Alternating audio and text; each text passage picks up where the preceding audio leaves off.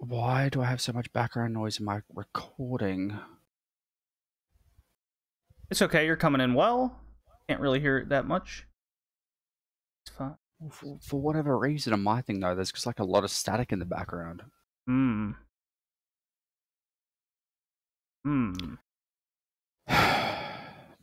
Sigh. I haven't changed any settings besides taking it off of cable onto the front mic. Resident Evil 2 exclusive discount.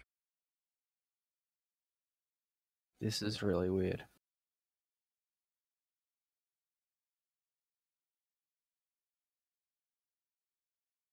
Oh, PC. Oh. Not a PC fan, are we? I have a PC capable of playing games. I just prefer the console.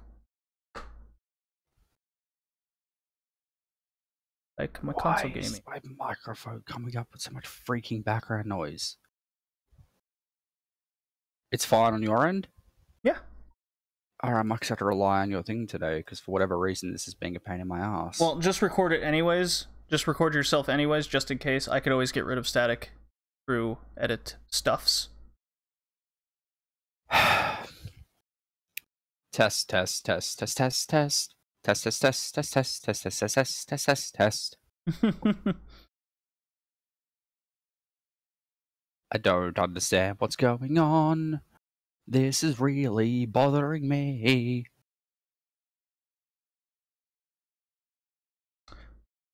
Doop doop doo. Alrighty.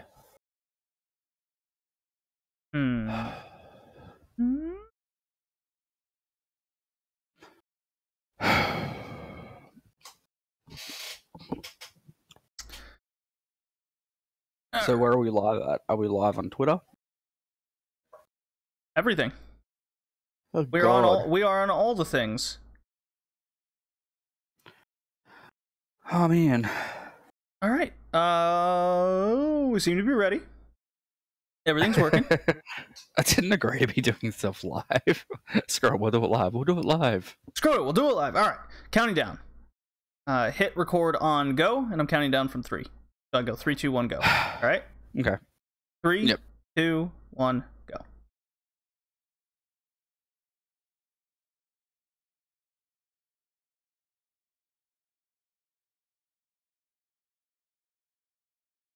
And welcome to episode 18 of the Modern Games Cast. This is Red Leaf Retrocast, and I'm your host JD, joined by new host for his first official month, Jay. How you doing? I'm doing good, man. I'm doing good. Played a lot of Resident Evil this month. Me, 3. It would be more appropriate to say 2. It would be, but I mean, what are you gonna do about it? I was so hyped for Resident Evil 2 Remake to come out. I played through the entire original game already, and I'm almost done with the remake just at the demo store, or the video game store that I like going to demo all the games. That's very interesting. Like, so you didn't buy it for yourself this month, or? No, I'm gonna wait till Halloween and probably replay it again. Yeah, that or Nemesis, because it looks like they're working on that, so yay. That might be next January, or in 2 years, who knows.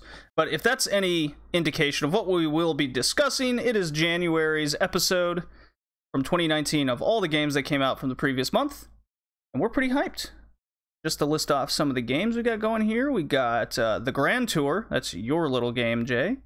Slay the Spire. It was... Yep. Travis Strikes Again, No More Heroes. Ace Combat 7, Resident Evil 2 HD Remake, and Kingdom Hearts. Very anticipated. Indeed. So, any regular gaming news you would like to inform the audience, Jay, before we get going on those games? Before we came on here, I was watching The Know, which is a little news thing on YouTube that I watch every day. It's got like entertainment news, gaming news, all that sort of stuff. And they were saying something about Xbox possibly being introduced to the Switch, iOS, Android, and all that sort of thing. So there'll be cross-play and friggin' achievements and all that sort of crap. Yeah, Xbox Live specifically. So just the online service, I guess, to expand their online capabilities. You know, good move for Xbox, I suppose. I don't know why Nintendo needs to deal with them, but it's not like Nintendo's online infrastructure is all that good anyways. Yeah, they've already got cross-play between the friggin' Switch and the Xbox for Minecraft. So I think Fortnite's on there as well. Yeah, select games. I believe the other game is the car football one. Rocket League. Yeah, Rocket League. Ooh, mind blanked already. Few demos of big games coming out soon, and you can actually listen to some in-depth thinking over Anthem, 2019 gaming preview in general, Division 2. We will get to a little bit of Anthem and Division 2 shortly, but over at the Anime Radicals, which the Red Leaf Retrocast is now part of on their network, go check that out. That episode should be hitting any day now. I hope, fingers crossed. Let's see. I'm on it. Well, I mean, that's a reason people go check it out if you're on it, so... Yeah, absolutely. If you want to hear more of this voice over here, this guy wearing a Look at the Product David Starr shirt that you can... One of his new shirts. I quite like it. I love it. It's one of my favorite things now. Anyways, that's off topic. I mean, it's not. Freaking, he had a title match with Absolute Andy this week. He did. And if you want to know more of that, look forward to the next wrestling cast that's coming out soon. Yeah, either on my show, which will be recorded some stage today, or the Red Leaf Retrocast. Listen to them both. Lots of great opinions there. We got Wilfred Watches in the Periscope chat. Well, welcome. I like that guy. He's a pretty stand-up dude on the Twitter. He's got his own podcast. I quite like it. Fun. All right. So this weekend, Jay, there was a little open demo because EA doesn't know how to come out with a game and just say it's releasing now. They have to come out with the Ubisoft bar graph table thing to make it as complicated as possible to make sure that you do or don't play certain versions of the game. Well, Anthem is the big kind of Destiny next step / Warframe. And an open demo means it's open to the public now. So you were able to download that on PC, Xbox, or PlayStation. And I did get to demo it at my video game store I like going to. And this time I wanted to see how it was going to fare in an open setting where now the public can go in. How familiar are you with this highly anticipated February release, Anthem? I've seen little bits and pieces of it. Look, it looks intriguing, but at the same time, Destiny and those bigger sort of MMO, FPS sort of games aren't really my thing. Mm-hmm. Not but my thing I generally know either. is. Yeah. Well, one of the major negatives of the game when it was in the private beta was, or private demo, it's out of beta phase supposedly. Is the servers were bad. You crashed out of the system a lot. Frame rate drops from what I experienced, and a whole other list of issues. The gameplay itself did have spurts of lots of good fun. It was fun. It's fun to fly around in your Iron Man suit. Let's call it what it is. Just to control like Iron Man's Iron Man suit does. Sure feels like it. You take off. The best part of the game is definitely taking off into flight.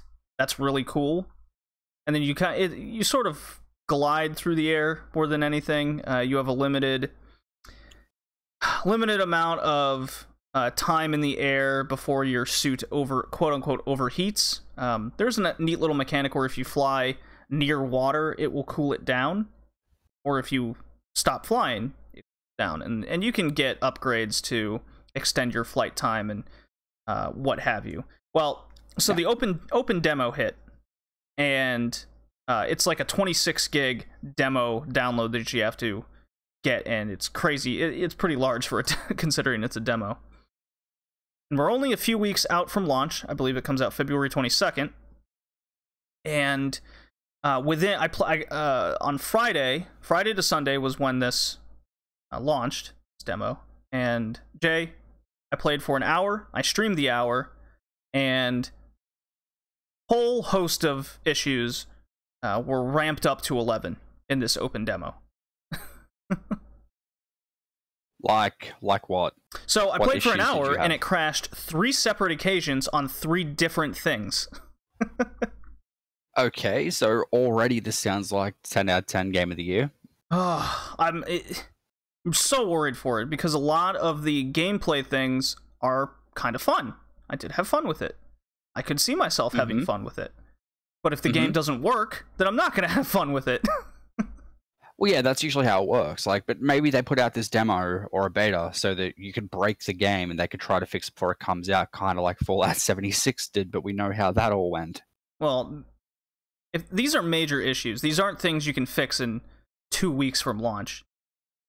And maybe this is an old build of the game. Maybe it's not the current build. Supposedly, it's a build from December that they finished out. But still, that's only 2 months. And when you're getting huge server issues and massive frame rate drops that I was experiencing, that's not even a 2-3 month fix. That's like an Ubisoft Assassin's Creed Unity thing that'll take a year or two to fix. Yeah, I've been playing that game this month. I finished it. First time I've ever finished Unity. I didn't have a problem with it. But then again, it's been, 4 or 5 years since that game launched, and it Been a while. no longer has problems. It crashed on me once, but I mean, other than that, like, it was fine. Yeah. I think the funniest thing, I did play this on the PS4. I don't have an Xbox One X or anything like that. So it's a base PS4 model, which is what a lot of people have. Majority of the world. This is what people have.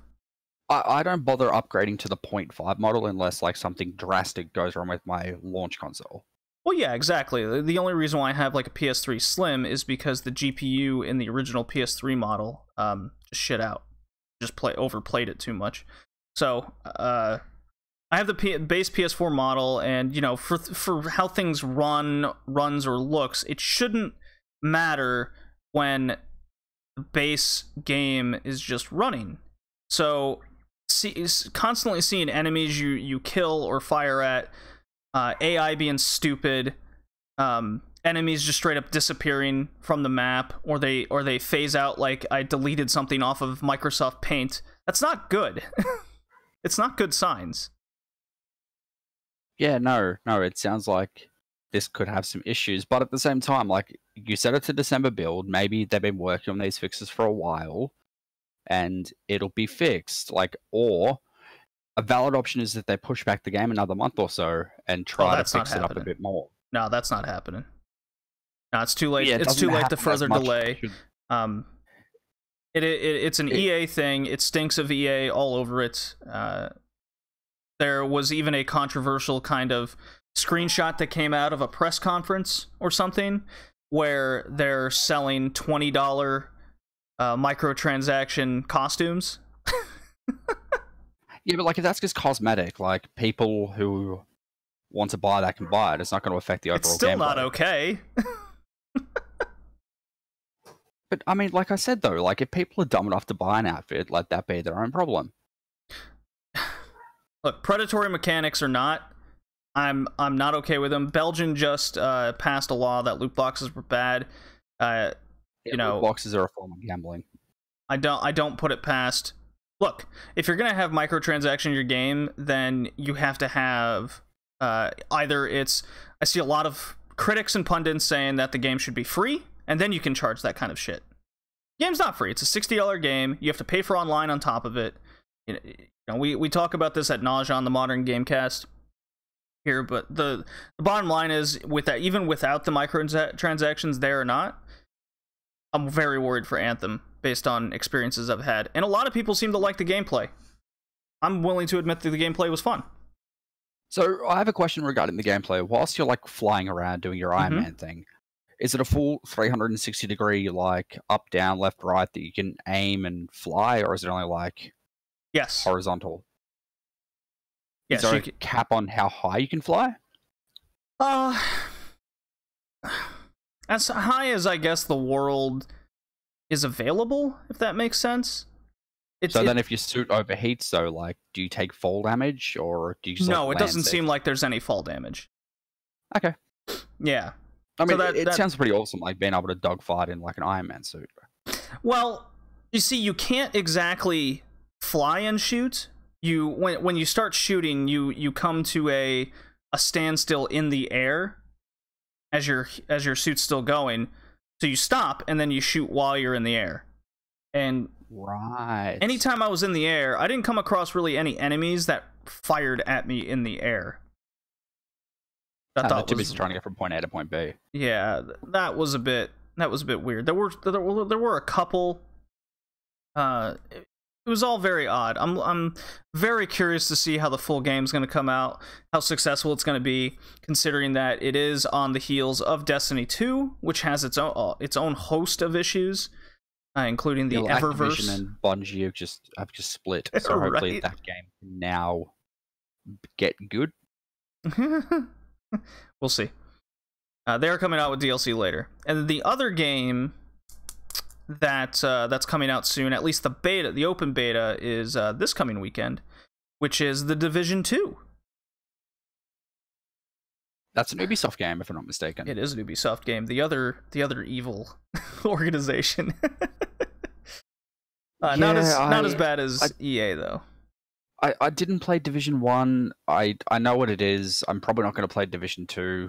I'm guessing it's going to be the same as Division 1. So, I think the core of it is going to be the same, but what gives me hope is Ubisoft has now gone through an entire game cycle, right? Of what they want, working out kinks, and what they want to do with the game. So with Division 2, I think they have a better idea of how the game should come out and what content should be in it. So what you're saying is like Division 1 was more so a proof of concept, so that when Division 2 came out, like it was good to go. I think so. That's me being optimistic. Yeah, well, that's what Watch Dogs 1 was to Watch Dogs 2, I guess. Because Watch Dogs 2 I thought was a very good game. Watch Dogs 1 had a lot of issues that got fixed, in my opinion, in Watch Dogs 2. I would agree with that, actually. I would agree with that statement. Because I like in concept what Watch Dogs is, being a super hacker running down the city Grand Theft Auto style. Yeah, it was pretty awesome. Like, I'm really hoping we're going to get a Watch Dogs 3, like maybe for a launch title for either PS5 or Xbox Scarlet. Ooh, but that'd be cool. I don't know if it's going to happen. I don't even know if we're going to get another Watch Dogs game. No, they're just not. After the debacle that was the first Watch Dogs, even though Watch Dogs 2 is a massively better game, it just didn't sell well at all. So. You know what another game is that, like, I wish sold a lot better and we got a sequel to? Beyond Good and Evil? Well, we're getting one of those, but I was going to say... supposedly we're getting one. I really want a Sleeping Dogs 2, man. That is a very good game. I am Indeed. a fan of Sleeping Dogs. Even Kevin on the Retrocast, he really liked Sleeping Dogs. It's fun. Yeah, well, Kevin doesn't like anything, so like it's obviously a good game. Kevin doesn't like video games. That's right. He's on record. He would rather play his Afterburner arcade machine and use it as a shake weight.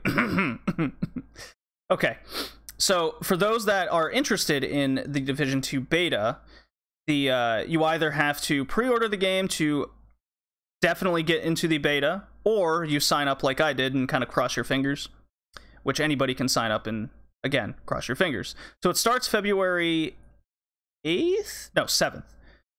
The beta starts February 7th, and just what's going to be in the game, I'll just read something, a nice little article I found from Polygon right fast. Okay. Player progression in the rest of the beta will be capped at level 7 and will be limited to the eastern portion of the Division 2's map. Players will be able to try out 2 main missions, playable at 3 different difficulties, 5 different side missions, and other encounters in the open world, so that's just kind of roaming around. You have the ability to go to one of the dark zones, which is one of the more interesting parts of Division. It's kind of its gimmick. And then there is player v player gameplay and 4v4 skirmish mode. So there you go. So Cool. A whole host of things to try out within the game, all of its different modes. Something that, in my opinion, Anthem was kind of lacking for the most part, considering. This kind of gives me more hope. How Ubisoft is going about it is still scummy AAA industry type stuff. You know, not making it totally clear, only having a beta / demo for certain people kind of deal. You can also buy like Mountain Dew or energy drink things that to get in-game purchasable content. It's all weird, wild stuff that I'm just not into as a gamer. But people love it. Dude, I could buy Domino's Pizza here, like, over the last couple of months or so, and get, like, free crap in Forza Horizon 4.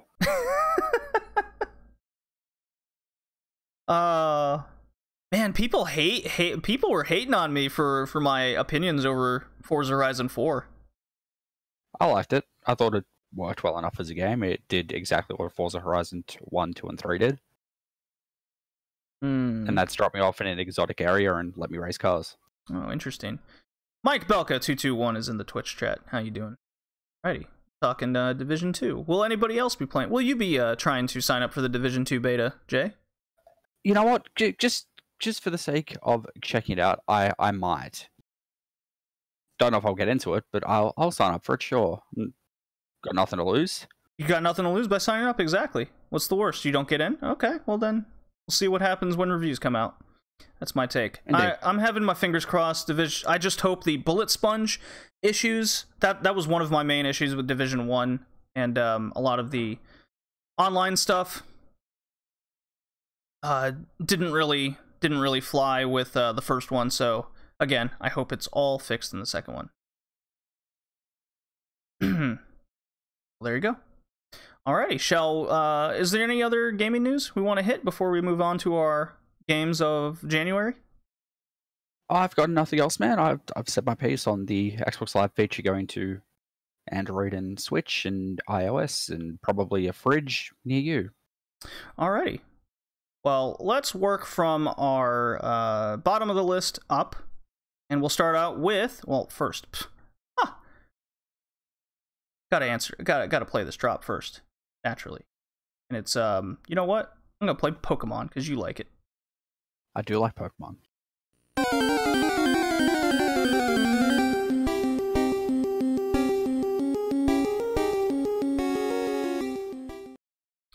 Alrighty. Got serious questions going on in the chat here, but I cannot answer it for the purpose of this podcast right now.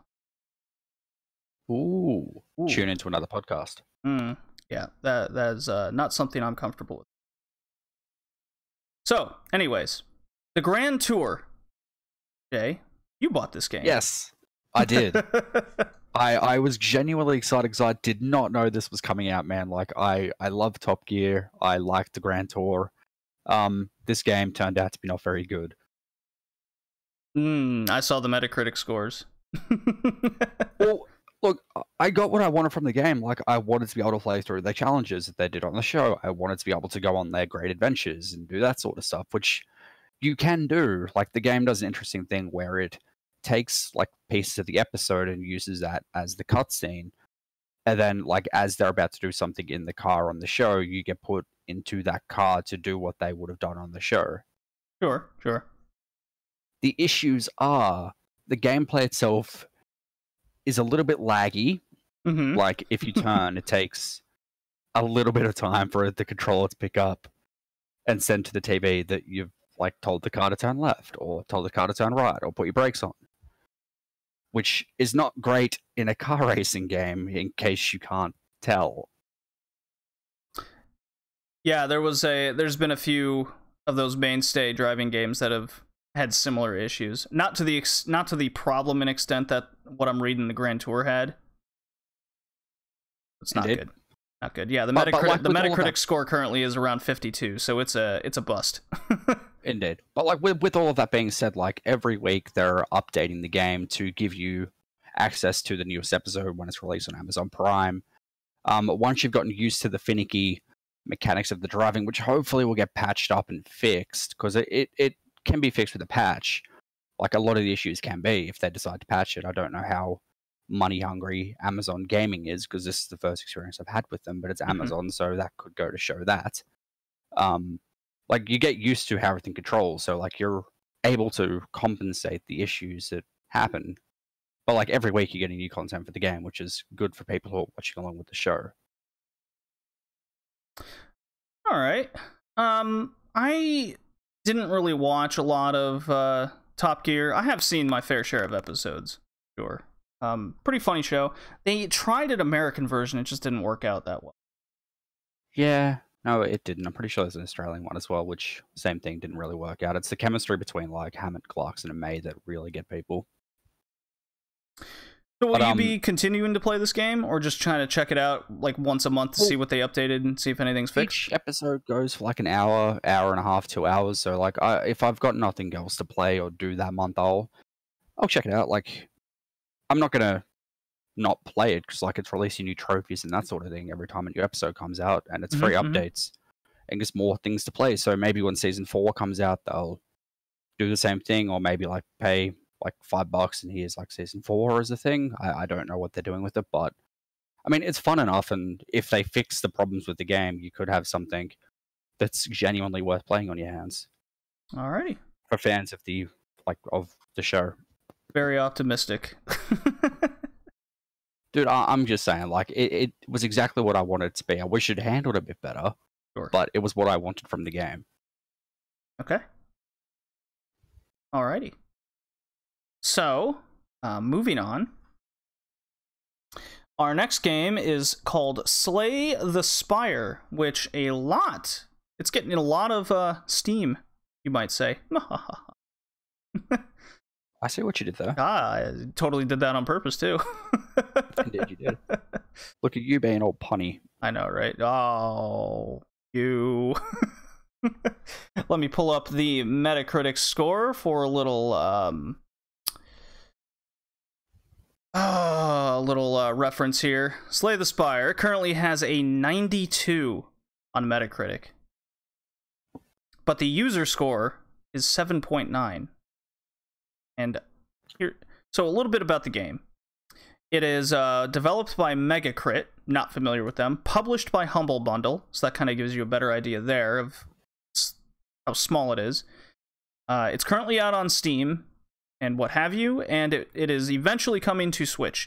And what it is a roguelike game with card game elements as its main gimmick.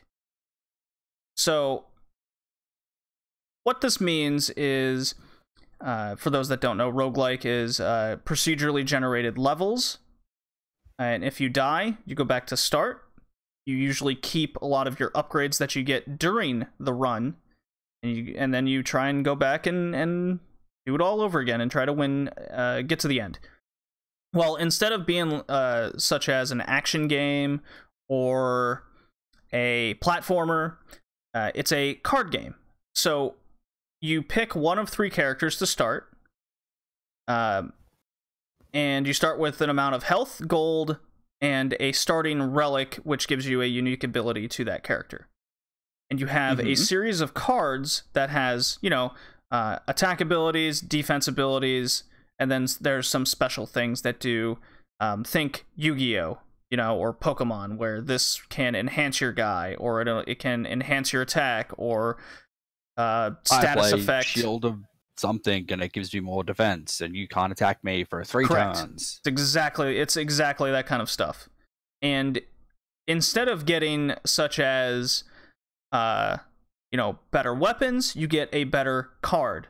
And the trick is, and it's called Slay the Spire because you pick a path to go down, or up, in this case, up the spire. And when you come across campfires, which serves as resting point where you can regain health, or you want to, and then the other tactic is to come across boss battles. I think they call them elites in this game or something. And if you beat an elite, you get a relic from them, which is a permanent kind of upgrade to your character. So that's the tactic here. You want to find the path that has the most campfires and the most elites to take out, to get the most improvements to your card deck, your deck of cards. So once you've used a card, like, does it go back into your deck, and then like you draw another card, or is the card just gone? So you draw, I believe, 5 cards, and then you play. Based on your character, you have a certain amount of attacks you can do. So you let's say you have a max of 3 attacks. You can play like 1 defense, 3 attacks, and then the rest of your cards go into the discard, and then you draw 5 more. In between drawing your hand, the enemy will attack you. Right. So it's exactly how I'm describing it, and it's fun, but it's not as it's not as deep as I was hoping. It seems very bare bones for a deck building game.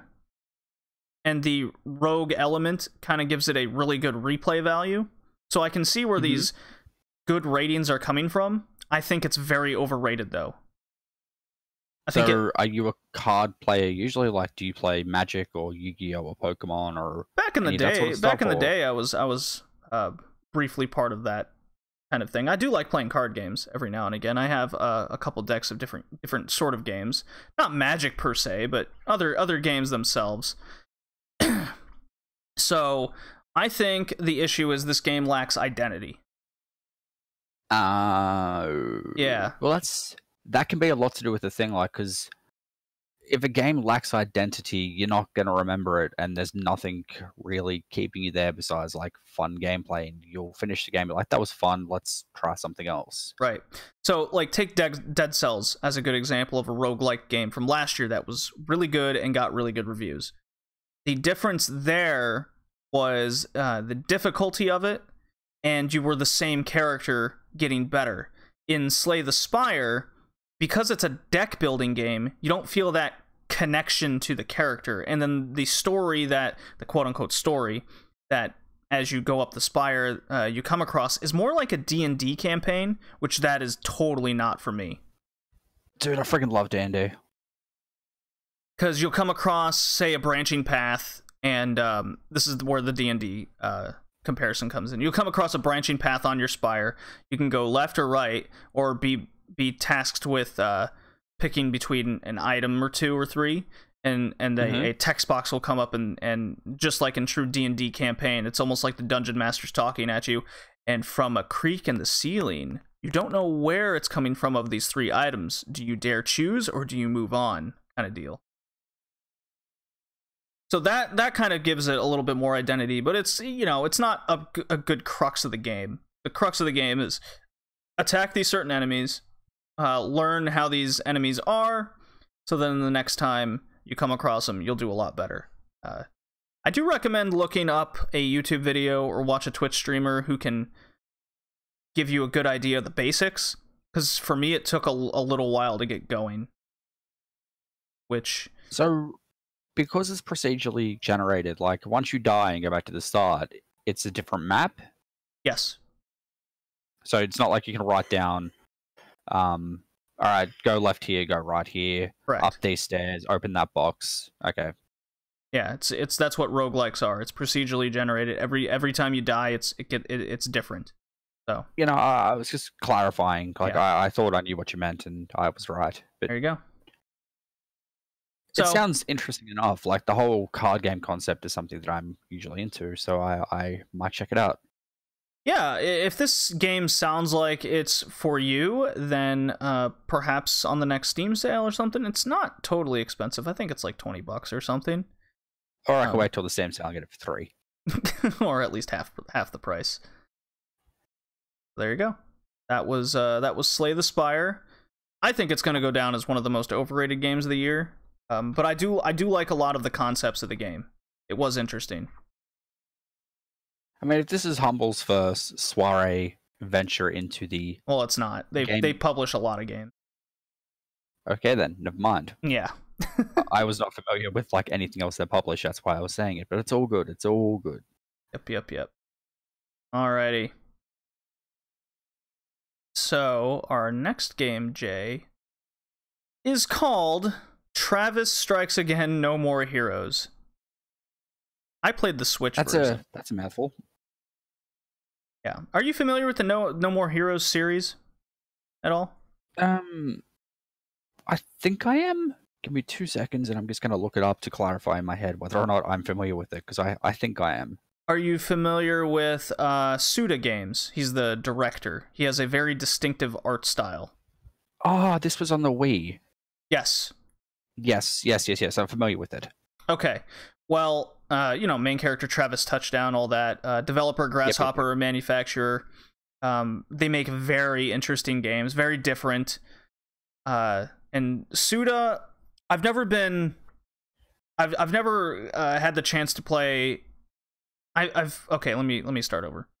I've played his games, as in I've dabbled. I've never fully dove straight into his games before. So when No More Heroes 3 was announced for the Switch, I was generally excited for it because I kind of missed the boat on all Suda's games.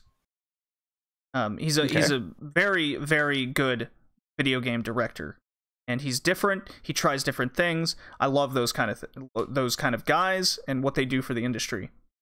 Well, yeah, it's either gonna succeed or fail. Yeah. Yep. Generally, his games get a very good cult following. So now the question is, with No More Heroes 3 coming out, and then you have Travis Strikes Again, kind of the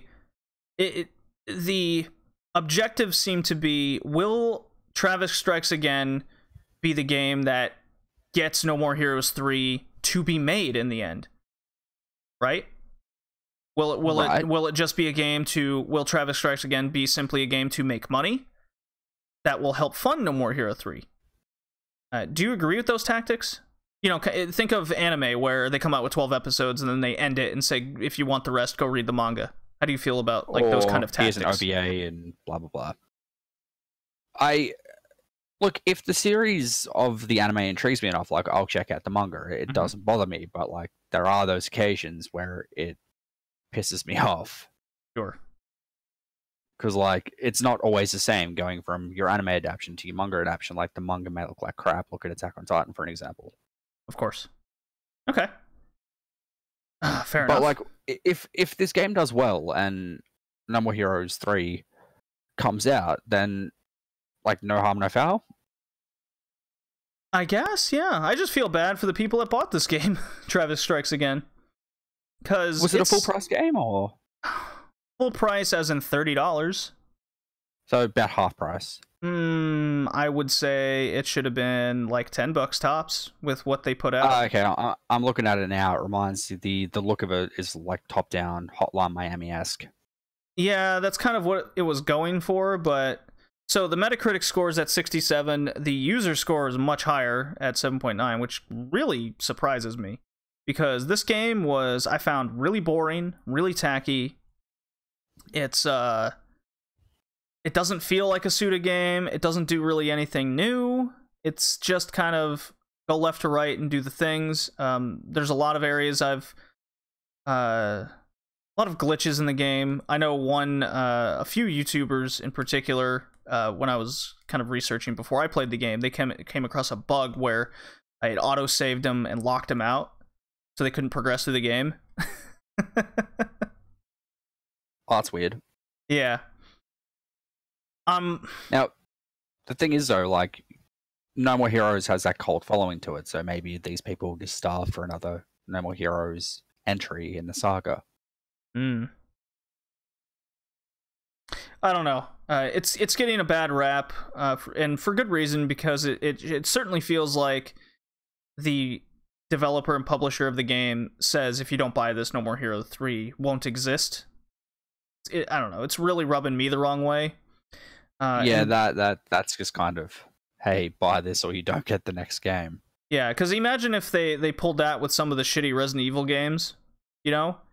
If you don't buy... here's Revelation friggin' 2 and you're not going to get 7 unless this does well. Well, Revelations 2 was nice. But let's say whatever the slew of different Wii titles that came out, like Raccoon City, something or another. If you don't buy this, then you won't get Resident Evil 2 Remake. I thought that Raccoon City was on PS3 and 360, but I could be wrong. It's possible. It could have come out on the Wii as well. I'm just using it as a loose example. If the shitty game came out, very good. No, but that's the point. If you don't buy the shitty game, then the good one's not going to come out. That's kind of dumb. Had an interesting concept to it though, with the bunch of different characters, and once they died, they were dead. Yeah, permadeath. So those that are interested in Travis Strikes Again, the story is 7 years have passed since the events of No More Heroes, and the Bad is determined to exact revenge on Travis Touchdown. Just like the original Calls classic, players will have to battle through multiple punk rock levels and defeat over-the-top bosses. Yeah, it doesn't really deliver that. I don't recommend this. Yep. All right. Why don't you take us through Ace Combat 7, Jay? That's what's up next. Well, dude, before we get into this, you played that in VR, if I'm not mistaken. I did. How did that go for you? Well, so I was under the impression since day one that the people from Ace Combat, Bandai Namco, I believe. Am I right on that? Let me see. Oh boy. Ace Combat 7, Skies Unknown. Uh-oh. Freaking stupid things being... Yeah, Bandai Namco Entertainment. All right, Bandai Namco, yeah. So Ace Combat, Skies Unknown, as far as I was concerned and what Bandai Namco was saying, was this was going to be a full PSVR release. And that really had me interested, especially considering that on the Retro Gaming podcast, we just covered Ace Combat 4, I believe. So I was really hyped. And in terms of PSVR, technically, like technologically wise, what you play is really good. However, you only play like 2 missions, and then there's a free flying mode. So what's the point? Yeah, what's the point? I was extremely disappointed in learning that. I can see why, because like you bought the game thinking it was all in VR, but nope. Oh, thank God I didn't actually buy the game. I tried it out first. Fair enough. I thought you actually bought it. No. Look, I rarely Combat, buy man, games like, on day one. Fair enough. Look, Ace Combat, man, like, I like them. You fly planes, you get to do dogfights, you progress levels, get new planes, that sort of thing. But once you've played like 2 or 3 out of the series, I get the feeling that I've kind of played them all. With like each game's got its own like different quality to it, but like you can't really do much different in like dogfights in the sky. Like they're all gonna kind of play the same and do the same thing. Well, so that was kind of my thinking around Ace Combat as well, is how are they going to expand upon their own gameplay, right? Because my initial reaction, because I did play out of VR first, and I go, yeah, it's an Ace Combat game, now it's on the PS4 kind of deal. I went, okay, yeah, that's kind of how I looked at it. Like it's Ace Combat. I've been there, done that. Yeah, it's a futuristic flight simulator game that's based in our reality, kinda. So I'll just read the summary and then we'll get back to our thoughts here. Strap yourself into the cockpit of some of the world's formidable fighter planes and skim through the clouds, embarking on aerial stunts and nerve-shredding tactical dogfights. In Ace Combat 7, you take on the role of an ace elite pilot tasked with patrolling the most open, intimidating space on Earth, the sky. Choose from an array of authentic, modern, and futuristic aircraft and load them up with an arsenal of cutting-edge super weapons as unfolding events drive, blah, blah, blah. Okay, so in all intents and purposes, you are in a fighter jet, you fly around, and you shoot the things in the air. If you're into flight combat games, if you're into flight simulation games, this is a must-buy. If you're looking for something new, like I was, in this case PSVR, then no. Don't get this. It's very... You would be better off getting Ace Combat 4 on the PS2, and you'll get the same game. Just won't look as good. Did you enjoy playing it in VR, though? Like, it would have been different. So...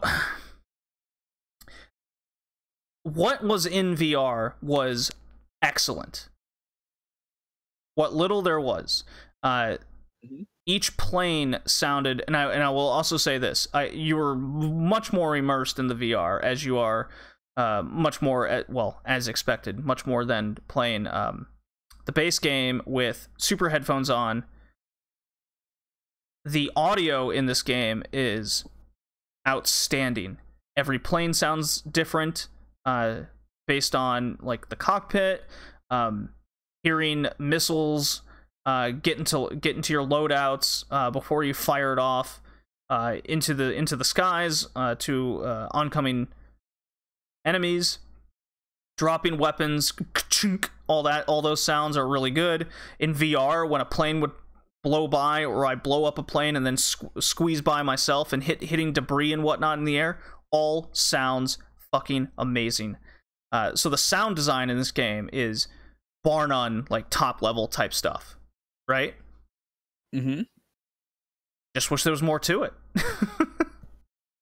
Did you play around with the free play, like the open fly around? Like just dip around, or? It was fine. I mean, I got that experience also in whatever this space dog fighting game was. Can't remember the name. Right. It's on tip of my tongue. No. Hoss. No. Regardless, I did feel less seasick in this one than I did in any other flight type game in VR, so that was a good positive. It does do a very good job of easing you into a lot of the controls, which I really appreciated. So for first time people and you're looking to get into this, you know, I would wait for a sale. I mean, it does have an 80 on Metacritic, so it's not a bad game by any means. 8.4 user score. So I can agree with that. That's Ace Combat. Was it Star Citizen? Wasn't Star Citizen, was it? No. No. Okay, might have been. Just that popped into my head. It's not. It's not that important. Yeah, I guess not. But yeah, friggin', like I said, I feel like I played them all. Alrighty. Well then, I think it's time to get to a heavy hitter, and what we'll do here is we'll play a non-live stream. Naturally, we'll play a quick commercial. We'll cut to my buddy Colin from the Retrocast, and I basically interviewed him, and we kind of conversed over our thoughts over Kingdom Hearts 3. And we come back, I'll just ask you a quick little question, Jay. All right? Okie dokie. So just play a drop for the sake of time.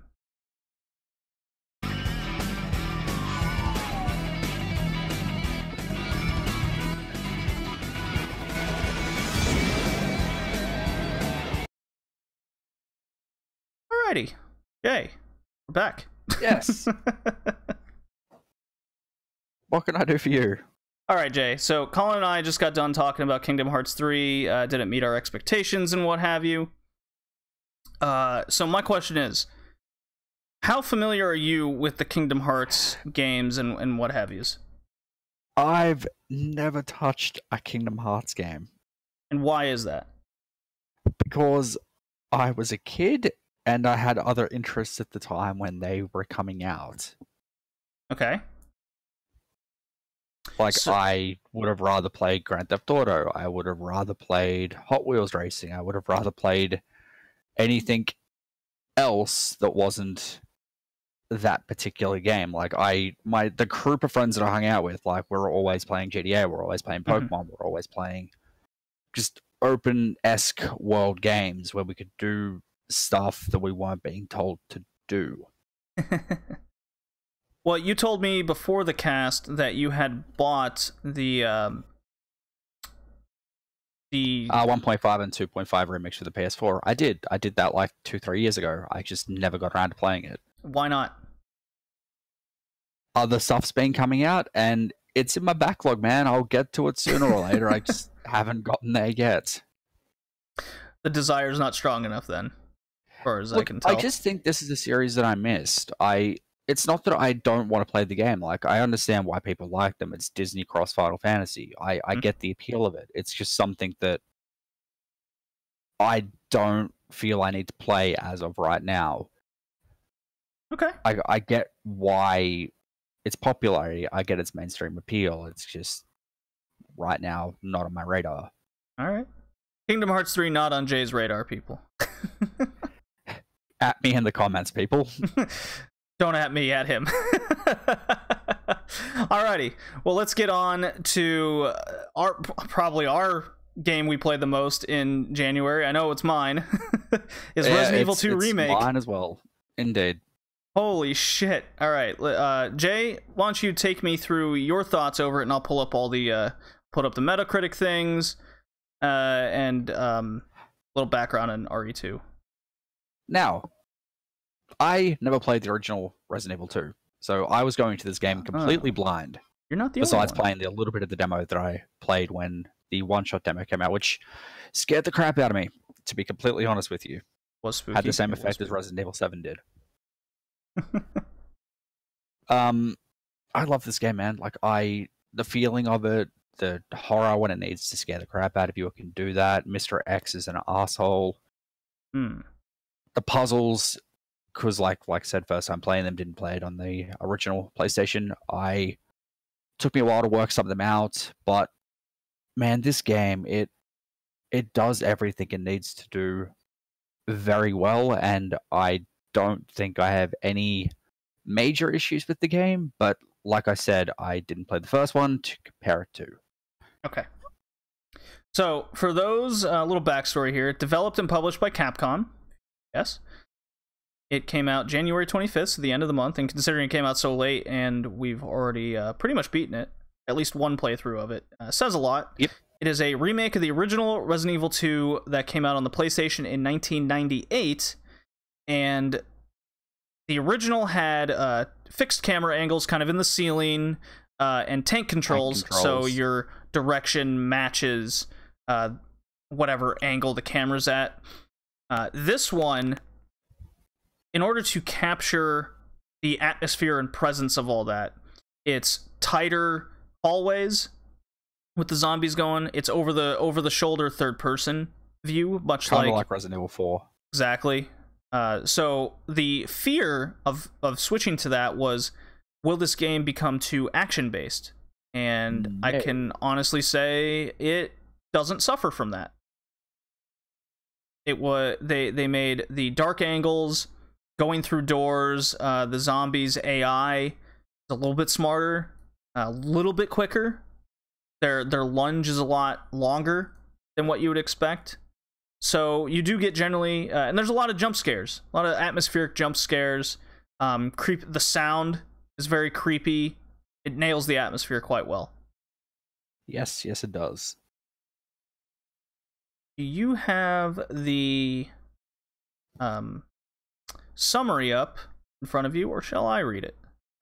Resident Evil 2, I can get that for you here in a moment. I did not know I needed it, so give me 20 seconds and I will give you a summary of the game. Here, I can do this right in the chat right fast for you. Okay. Well, boom, you do there that. you go. Boom, alrighty. Metacritic. Clicking on the link. Just read the summary. This guy has a 91 on Metacritic, 9.2 user score, compared to Kingdom Hearts 3, which has an 86. 8.2 for a very bloody user good reason. Like, this game was really good. My computer is taking its sweet ass time. Sorry, give it a minute. It's old and doesn't like doing things.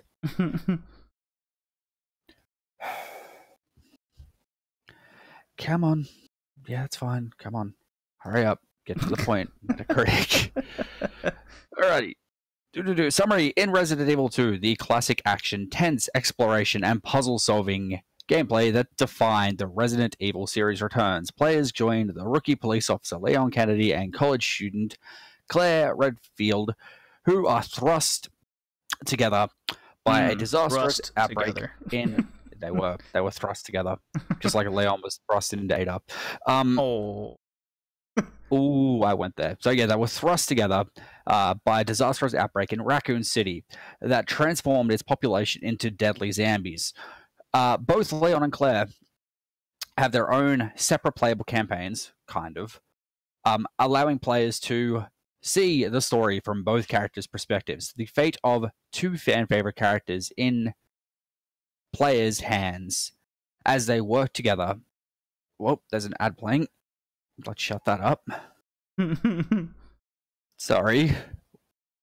Yeah, as they work together to survive and get to the bottom of what is behind the terrifying attack on the city, and will they make it out alive? It's interesting that they say work together. They don't work together in the game really at all, so... Yeah, they see each other, and they're like, hey, how's it going? Oh, crap, I can't get to you. This gate's locked. Yeah, they see each other, like, twice. And wouldn't you know it, there's always a locked gate. Always. You can't just climb over, Jay. That'd be crazy talk. It's not like Leon's a police officer and has a key to that gate. He doesn't. No, he said no. You can't, like, there's a power outage. He's actually got a fob to get through it, but he just doesn't have it. So yes, I have played through the original all over again. Super fun. I went Claire Leon, and then the remake I went Leon Claire. So, as somebody like in yourself who's played the original and this, did this stand up to the original in your opinion? Absolutely, it did that and more. It like story wise, that's pretty much the only thing I can say is the same. Gameplay wise, atmosphere and everything, yes, it hits the atmosphere, as in it's spooky very well, but this feels like a brand new game as far as I'm concerned. Look, this to me is the new standard remade games need to go by. Indeed. Like, for a remake, man, this game, it has everything right about it for a remake. Everything was built from the ground up. It's not like, here's a friggin' remaster, update it to 60 frames per second and release it with the same graphics. Yeah, and I get that Crash Bandicoot was also remade from the ground up. They didn't totally have to remake Ratchet and Clank from the ground up, but those aren't kind of your real life character type games and models. Yeah, they're kind of cartoony. They're cartoony. Even if you upscale them or change a lot of the mechanics, it still feels like the same game. The Ratchet and Clank remake had boss battles go about differently. The health system was changed. I mean, there was enough different. I suppose it felt like a new game, but not as much as what Resident Evil 2 has brought here. So my question to you, Jay, is how far did you get? Who did you choose first? I chose what Leon issues have you come across? Okay, so I chose Leon first because the person who works at my local GameStop / EB Games, because that's what it is in Australia, he is a massive Resident Evil fan. Like, he's got a bunch of horror tattoos. I'm pretty sure he's got a couple of Resident Evil tattoos, like the mansion and stuff. But I digress. He told me to play Leon first, so I did, and I made it up to the laboratory, and I'm trying to the plant find lab. that I got eaten by a piranha plant.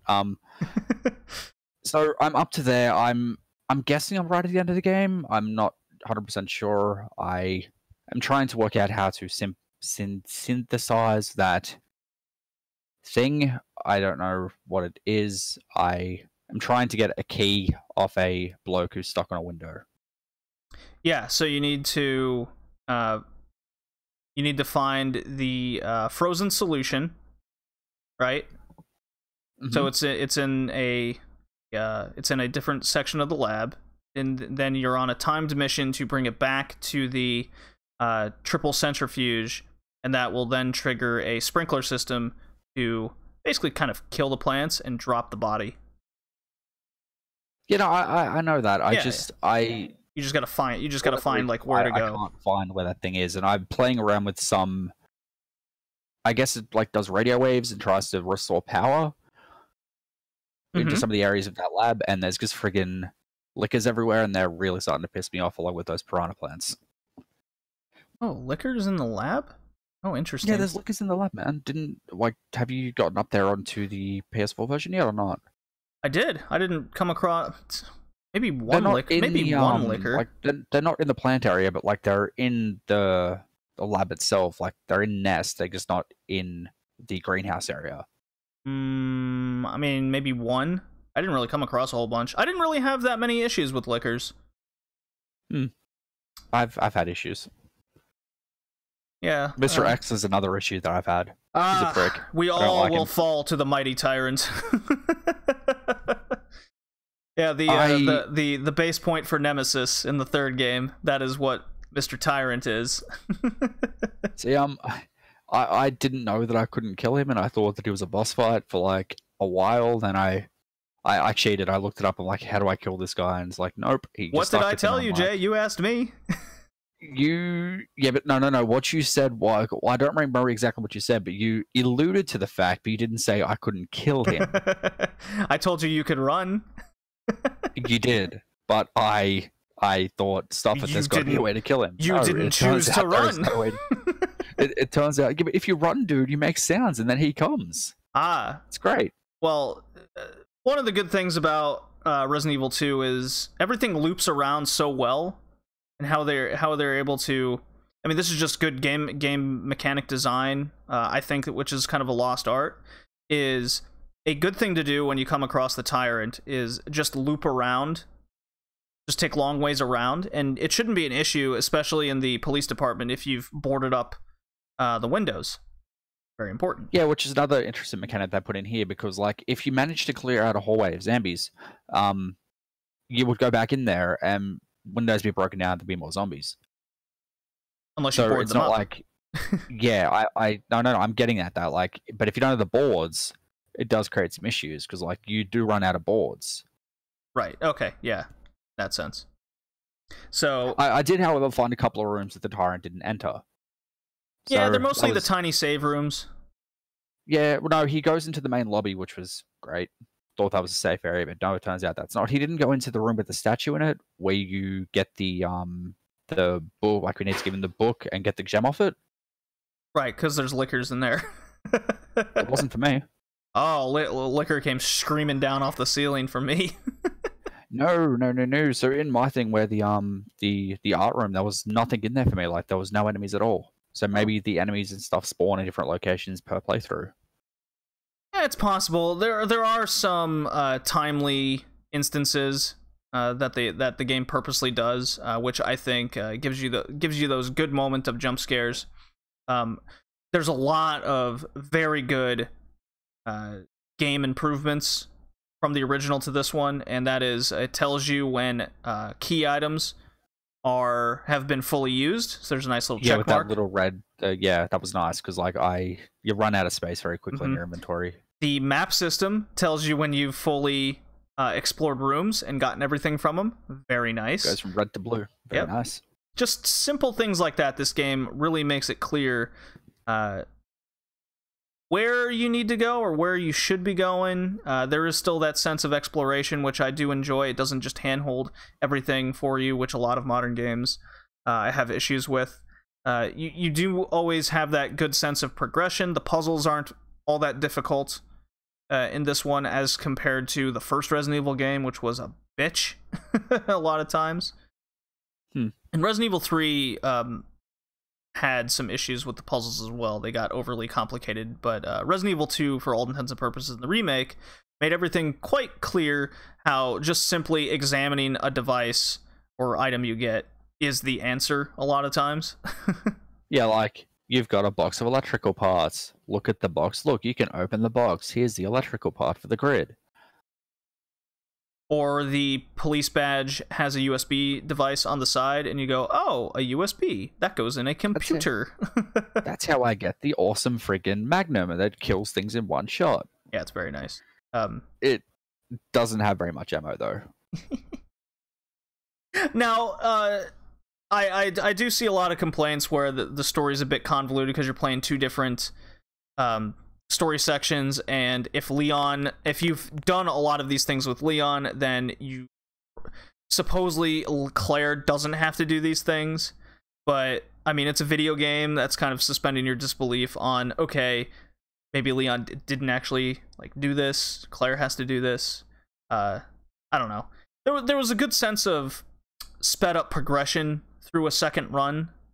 So let's say it takes you 6 hours to go through Leon. It should only take you about maybe 3 or 4 with Claire, kind of deal. Yeah, I can say that. I haven't touched Claire's campaign yet. One little thing though that like it didn't bother me, but like it would have made me save a lot of time to get where I am now. Like I went looking for the heart key.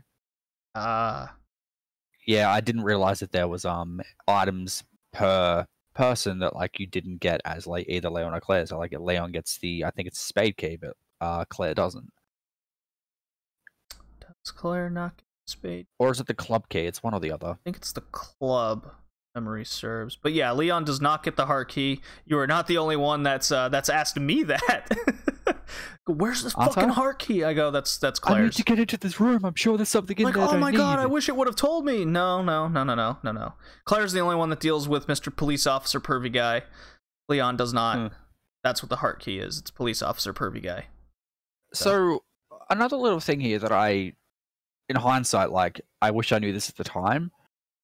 I'm not sure if I'm right or wrong here, but if you loop back around to get back into the a police station, instead of putting out the fire in the helicopter and like moving that out of the way, does the tyrant spawn, or can you not get back there? Because I don't think that there's any reason you can't go back the one way. You can't progress through the game without doing that. So because there's certain key items. With you. Yeah. I suppose then like it wouldn't bust open the wall for those cinematic things. Okay, yeah, I get that. Because then the guy in this sail wouldn't die. And okay, yep. Yep. It all makes sense. What do you think of the character interactions? Because it's very mid to late 1990s in how characters don't really interact all that much, but then there's all of a sudden they're in love, or they have these deep connections, and you're like, yeah, I've only met you twice. Yeah, just look at Leon and Ada. Ada Wong, one of the most beloved characters of the series. She's in every campaign in Resident Evil 6. She's in Resident Evil 4. She's probably in 3. She's probably in 5. We're not talking about Resident Evil 6. I thought you were someone else talking about Resident Evil 5 either. It's not very good. Well, for an action game, it was fine. For a Resident Evil game, it didn't feel like it. You can't tell me that Resident Evil 6 is not a good action game. It's not.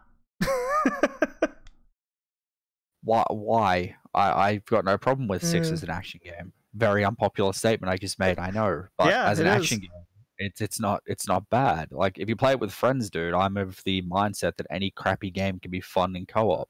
Resident Evil 6, let's see here. We're gonna go 5 and 6. Well, they both got bad reviews. You can't tell me, man, that like 6 has a 69, haha. Or no, I'm sorry, nice. 5 has a 69 and 6 has a 60. You can't tell me that like that game wouldn't be fun in co-op. I mean, any game's fun in co-op, really, but thank you. I've only ever played that game. I thought 6 was definitely. You know what? If 6 wasn't as bad as what it was, then 7 wouldn't have been made the way it was. I'm convinced. I'm convinced that's a thing. So we're gonna tell a story here. I didn't pick up Resident Evil 6 at launch, right? I waited and waited and waited and waited and waited. Would have been a mistake. I bought it brand new, 2 copies of it for $5 from a local shop because they were trying to get rid of excess stock, and I gave a copy to my friend and played through it that way. Okay, that works. That's why I had no problem with the game, man. Like, I didn't play it in single player. I had another person to suffer along with me, and we thought it was great. Okay. So, are there any other issues in Resident Evil 2 you would like to talk about? Or maybe just some more stuff you really like? Dude, it's the atmosphere of the game. Like, everything in there is just... It's creepy. Everything in the game that needs to scare you scares you. Everything in the game that needs to build suspense builds suspense. Like you said before, the only issue, story-wise and stuff, is how quickly Ada and Leon kind of get along, you know what I mean? But that, other than that, like, I haven't played through Claire's campaign yet, so I don't know any of the issues from that, but I've got next to no issues with the Leon campaign. Yeah, how the campaign works, there's so much replay value. You could really be satisfied with only playing through one of the characters' playthroughs, but then you'd miss out on, like, how do I say it? Not just more parts of the main story, but also playing differently and unlocking different things. I mean, there's a reason why this is regarded as one of the best games ever, especially with survival horror. Fair enough. Does Claire like have to do everything that Leon does, and vice versa? No.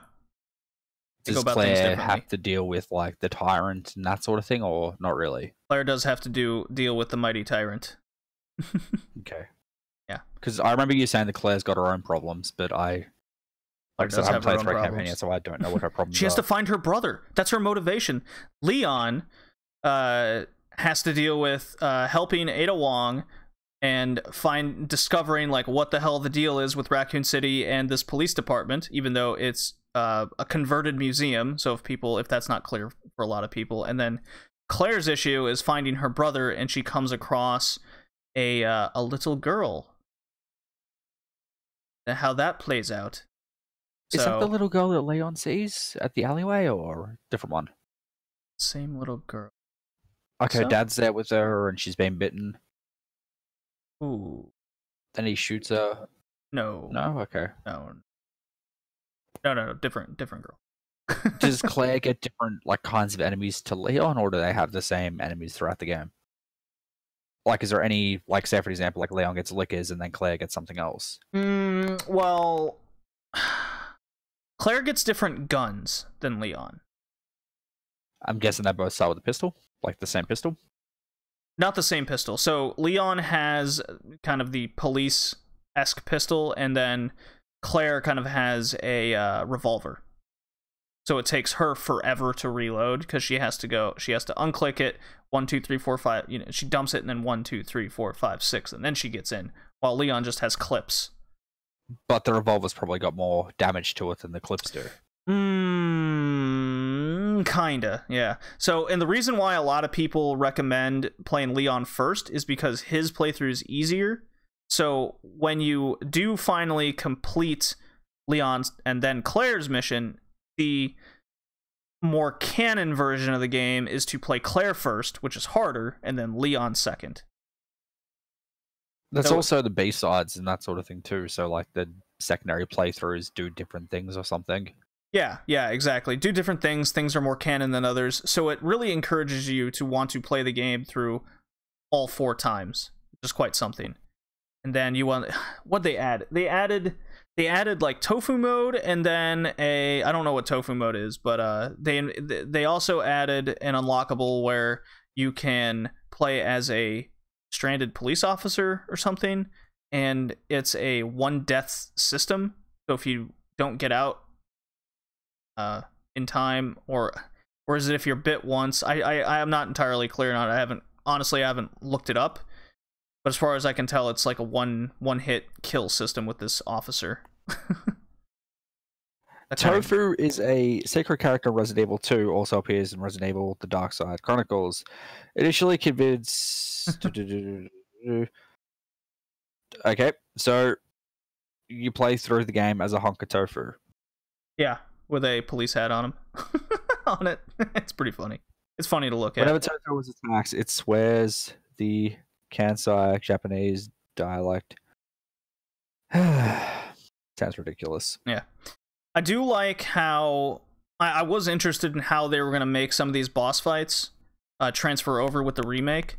So, for example, in the original... You and I were discussing the crocodile scene. Yeah, the G virus sewer gator. And in the original... That wasn't really a fight. You just like run, dodge it snapping, and shoot a gas pipe. Right, well, the original, you kind of run to a corner, and that'll trigger the sewer gator to bite a big oxygen tank, and then you shoot the tank. In the remake, you simply run down all cinematic like the sewer, and then you'll come across a giant oxygen pipe instead, I believe. And you shoot the pipe, and that'll kill it, which was pretty cool. Much, yeah. So everything's still relatively the same. It was just interesting how they were able to transfer these ideas over to today's standards. Pretty cool. So what about the mini boss on the crane? Like when you're going through the sewer and you've got the dude who you fought up above who's got the eyeball on his arm, and you got to like knock him off the thing with the crate. William's first form, Leon section. Yeah, I know what you're talking about. In the original, it's pretty much the same thing again, just more cinematic. So is it easier with the tank controls in your opinion, or is it harder? It's harder because the controls are just ass, but that's on purpose, and you're just like, no, I meant to go back. That's what makes that so much harder. So I was wondering how getting rid of those controls are gonna keep me from having a difficult time in this one. And you know, It's just got a smaller platform. Well, that fight is a good example. It's a smaller platform, and you and the way he swipes at you is you just, it barely misses you a lot of the times. And I think I died twice trying to get that crane right. Yeah, I think I died 2 or 3 times. Yeah. Because you got to use you got to use the flash grenade and hit him twice. Or you can just shoot him until in the eyeball until he goes down. Flash grenade is easy. Yeah. Because maybe I was out of flash grenades. I'm sorry. Maybe I kept all my flash grenades in the friggin' box because I'm an idiot and didn't realize they were useful. There's a lot of possibilities here as to maybe what happened. I'm tipping it's the latter rather than the former, but sure. That just goes to show how I play these kinds of games, I guess. Yeah. So Resident Evil 2 is extremely faithful. I think it's a new game. I think it counts as a new game, even though it is a remake. It's just on next level remake territory. Like if they didn't call it Resident Evil 2 remake, you would think it's a different game. If you weren't familiar, if you weren't familiar with it in the first place. You know, like what non-main series game I'd like to see them remake? Okay. Code Veronica X, or just Code Veronica. Ooh, I'd like that too. I have that on the Dreamcast. I think that was... Yeah. Yeah, I'd like that as well. Especially considering the time it came out in. I think not a lot of people played it, but they did kind of tease that they're remaking Resident Evil 3 now, Nemesis, and that's going to be crazy. Yeah, fact, we just covered it on Resident Evil 3. I'm hyped up for it though if it ends up coming out because this game was really, really good. We talked about it recently on the Retrocast. You did. I also said it was good. Yeah, I believe that was the spooky horror episode from last October. I think you were right. You also covered Clock Tower and a couple of other games. Did. Okay. Preview. That being said, preview for games we're probably going to cover in February for the next episode. We got Anthem. That should be no surprise. Metro Exodus. Very curious about that. Jump Force. Yeah, pre-ordered that game. Crackdown 3. Oh boy, it's finally coming out. I will buy that. I will bite the bullet. Not huge on Crackdown. I'm on Crackdown 2, but with what they've said you can do in this game, I'm curious to know if it's all going to work. Trials Rising. That should be fun. I do like Trials. I'll get that as well. And Wargroove. I got already and I'm playing. Yeah, so that game, what is it? Because like I've seen some trailers for it and it reminds me a lot of particular stuff, and I'm curious if it plays as that same particular stuff. So it's a turn-based strategy game made by the same people that did Stardew Valley, and it's in the same realm of something like Advanced Wars from the Game Boy Advanced era. You played around with it yet, or not really? Oh yeah, played a couple hours already. It's much more difficult than I was anticipating. So there's your preview and hint for the next Modern Gamecast episode. Well, with that being said, this was a simple, fun, quick episode. Hope everyone enjoyed. What are your thoughts over the January releases? Were we overly harsh on Kingdom Hearts? Were we overly praising Resident Evil 2? Did we shit on Slay the Spire too? Or at least was I disappointed in Slay the Spire too much? Or was Ace Combat 7 actually pretty good and I don't know what I'm talking about? Let us know in the comments. Hit us up on Twitter at BowlingJD, at VivalaJD. Don't get that confused. It's at the VivalaJD. The Vivala. And this has been... Come take a dump on me about friggin' Kingdom Hearts. I can take it. Modern Gamecast, episode 18. Join us next time. So how did that go? You think it went well?